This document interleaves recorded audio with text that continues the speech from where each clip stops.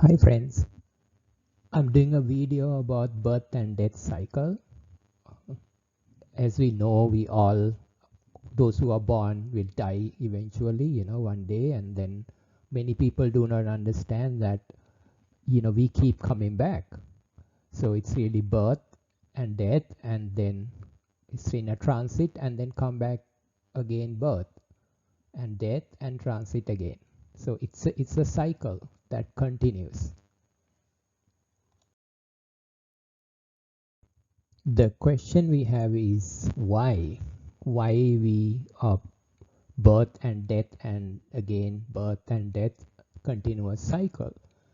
The reason is that it's a karma balance. That's the main reason why that happens. Every one of us have a karma bank. We own the bank. So in this bank, we have two types of karma in there. It's called a reserve karma.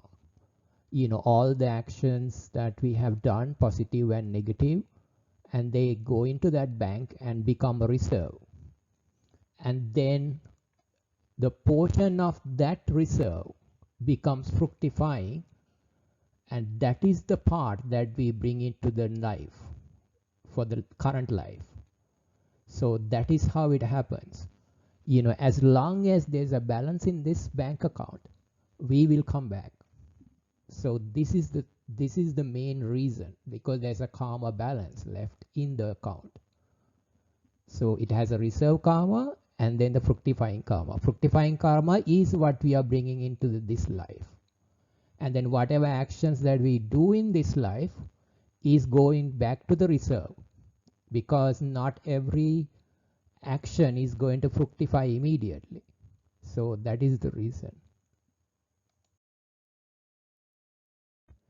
Now to end the cycle of birth and death, all we need to do is simply make your karma balance zero, or destroy your bank. So you don't have any bank balance in there at all, then there is no reason to be coming back here, because the reason why we come back is to pay the balance or settle the balance. So if we don't have a balance, then there is no need to come here. It's such a simple thing. Now, how do we get rid of the balance? The first thing we need to do is stop doing any bad karma from now forward, so that we will not add anything more into the bank. So that is the main thing to do. But to know that the all bad karma starting from three roots, like major roots, that's greed, which is attachment, hatred, which is anger, and delusion is the ignorance.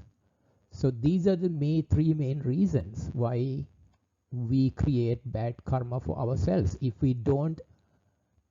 these things comes to our mind, if we can control them and does not prevent any bad karma arising from them, then we are going to win this war. Basically, it's a really hard thing to do, but it can be done, because these are the roots. These are deep roots. Every single bad karma start from these three. So how we do this is through conscious living in the moment. So every time something comes to your mind, or like something happens, then you resist and take the right action.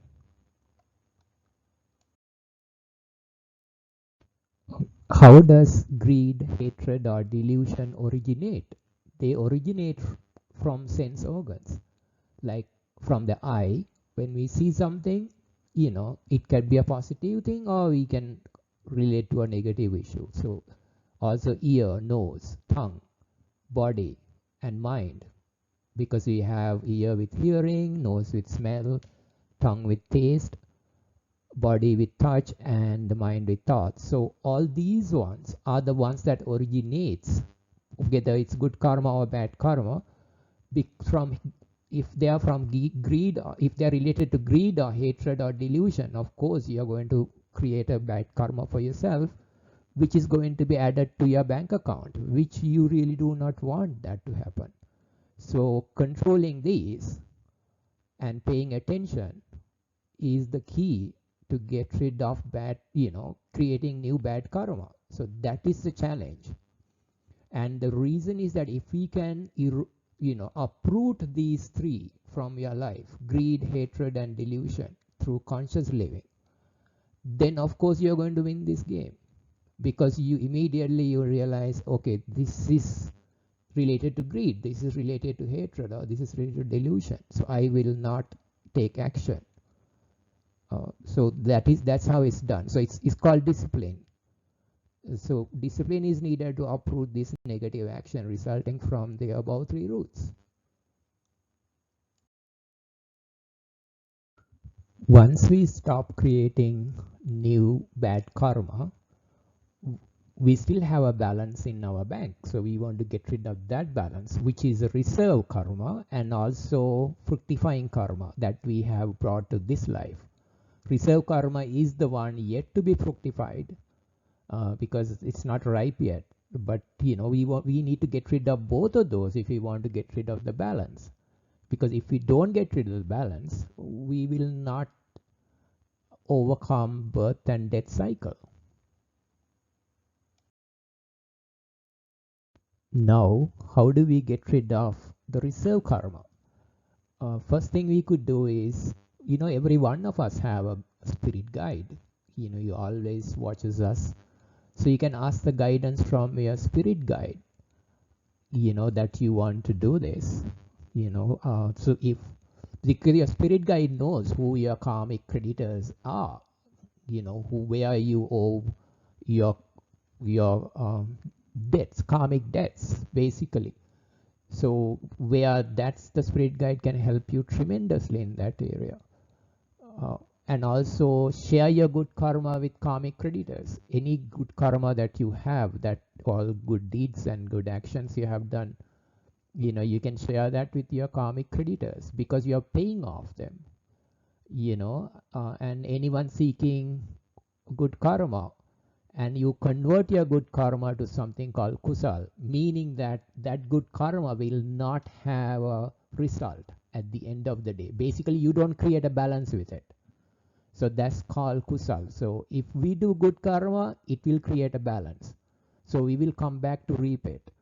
But if we give that away to our creditors, karmic creditors, and anyone else is seeking that, then we will not have to reap anything out of it. So we convert it to kusal. So kusal is the one that help us to get rid of this birth and death cycle, because we are trying to pay off our debts.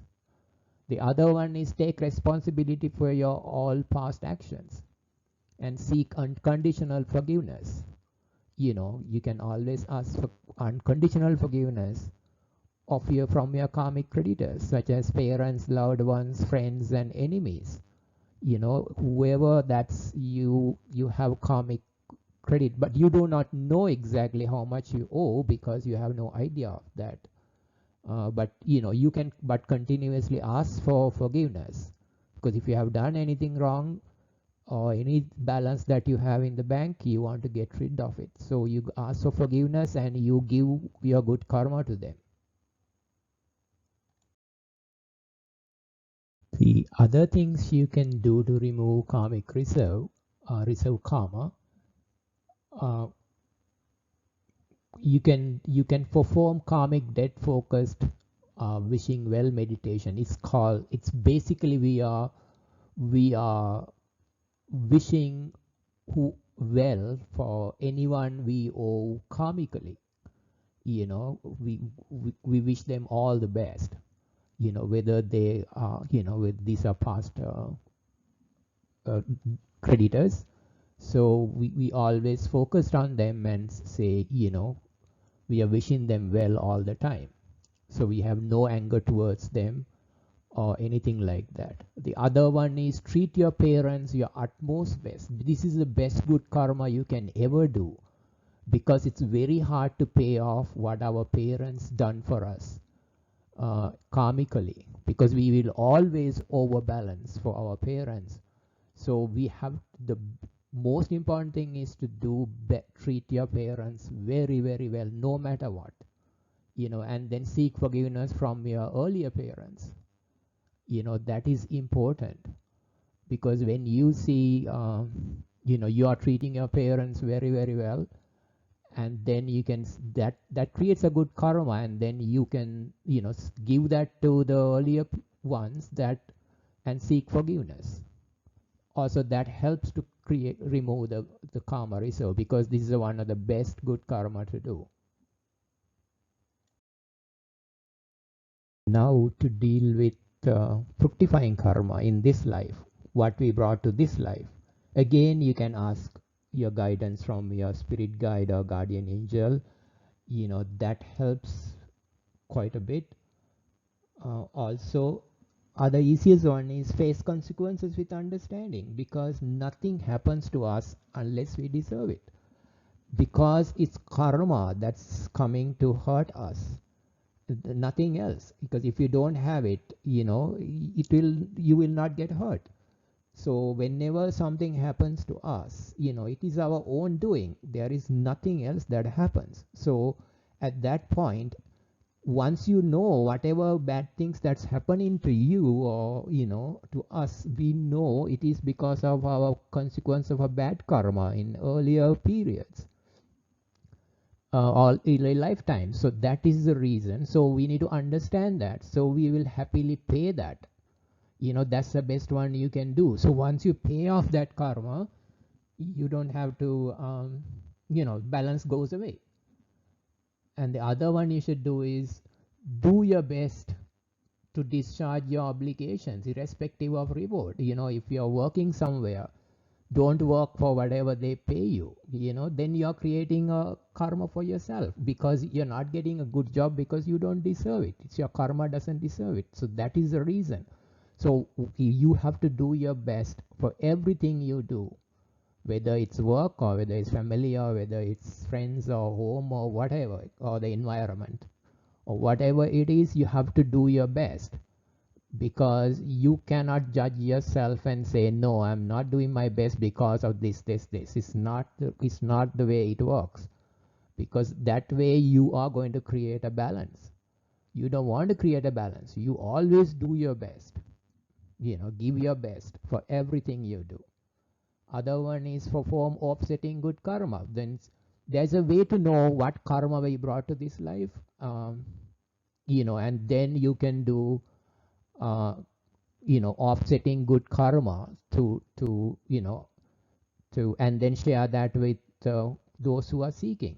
Your creditors, pretty much, people you owe, basically you can give that karma to them. So that is a way you can get part of it. Now, there are more things you could do.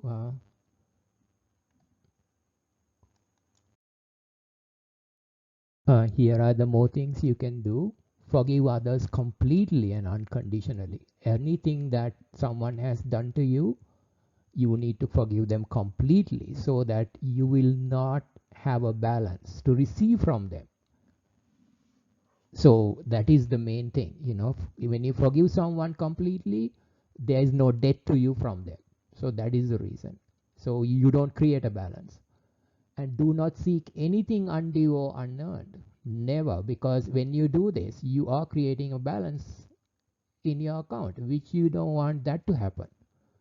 And also treat the environment kindly, because the environment is what sustains us. Food and everything we eat is the earth, water, fire, and air. We need to make sure that our debt to we don't have a debt to the environment. So to repay again, we don't want to destroy the environment. So that's one. And also practice conscious simple living. That is what is needed. If you are living consciously and avoiding bad karma, and as a simple living, that's the way to go forward.